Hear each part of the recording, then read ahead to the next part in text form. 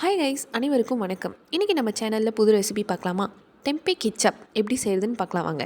Tempeh ketchup அப்படின்னு சொல்லும்போது நிறைய பேர் யோசிப்பீங்க, இது வந்து ரொம்ப ஈஸியான ஒரு ரெசிபி தானே, இதுக்கு வீடியோ எடுத்து போடணும் அப்படின்னு. ஆனால் நான் செய்கிற மாதிரி இந்த ஸ்டெப் யூஸ் பண்ணி நீங்கள் செஞ்சீங்க அப்படின்னா தெம்பேக்கு நீங்கள் ரொம்ப அடிக்ட் ஆயிடுவீங்க. அதுக்கு ஃபஸ்ட்டு ஒரு சட்டியில் தெம்பே பொரிக்கிற அளவுக்கு எண்ணெயை ஊற்றிக்கோங்க. தெம்பே வந்து பார்த்திங்கன்னா நான் இந்த சைஸ்க்கு கட் பண்ணியிருக்கேன். நீங்கள் வந்து உங்களுக்கு எந்த சைஸ் பிடிக்குமோ அந்த சைஸ்க்கு கட் பண்ணிக்கலாம். ரொம்ப மொத்தமாக கட் பண்ணிடாதீங்க, ஏன்னா கட் பண்ணி பொரித்து எடுத்திங்க அப்படின்னா அது வந்து ரொம்ப க்ரன்ச்சியாக இருக்காது. அதனால் முடிஞ்ச அளவுக்கு மெலிசாக இந்த மாதிரி கட் பண்ணி எடுத்துக்கோங்க.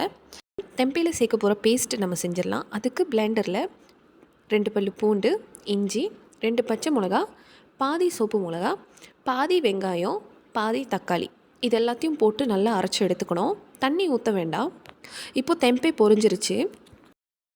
அடுத்ததாக ஒரு பேனில் குட்டி குட்டியாக சாப் பண்ண 2 பல்லு பூண்டு, முன்னாடியே நம்ம சேர்த்தோம் இல்லையா பாதி வெங்காயம், அதோட பாதி இப்போ குட்டி குட்டியாக சாப் பண்ணி நம்ம சேர்த்துக்க வேண்டியதான். இது ரெண்டும் வந்து நல்லா கோல்டன் ப்ரௌன் வர வரைக்கும் வதக்கி எடுக்கணும். இந்த ஸ்டேஜில் நம்ம அரைச்சி வச்சு அந்த பேஸ்ட்டு வந்து நம்ம சேர்த்துக்கலாம்.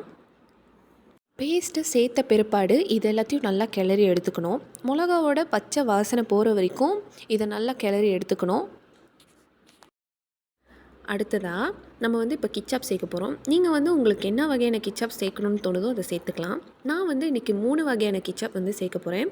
ஃபர்ஸ்ட்டு கிச்சாப் மசின் கொஞ்சம், ரெண்டாவதாக வந்து பார்த்திங்கன்னா ஆயிஸ்டர் சாஸ், மூணாவதாக வந்து பார்த்திங்கன்னா கிச்சப் பிக்கல். அடுத்ததாக கொஞ்சமாக வந்து மேகி சுக்கு ப்ராசஸ் சேர்த்துக்கோங்க.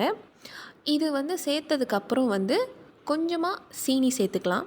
உப்பு வந்து சேர்க்கணுன்ற அவசியம் இல்லை, ஏன்னா முன்னாடியே நம்ம வந்து மேகி சுக்கு ப்ராசஸ் சேர்த்துருக்கோம். அது மட்டும் இல்லாமல் தெம்பே பொரிக்கும் போது நம்ம வந்து உப்பு கொஞ்சமாக போட்டு தான் பொரித்தோம்.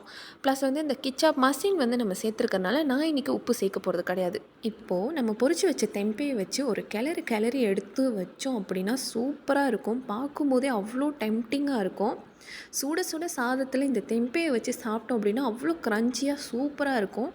மறக்காமல் ட்ரை பண்ணி பாருங்கள். இந்த வீடியோ பிடிச்சிருந்துச்சுன்னா லைக் பண்ணுங்கள், ஷேர் பண்ணுங்கள், கமெண்ட் பண்ணுங்கள். பாய்.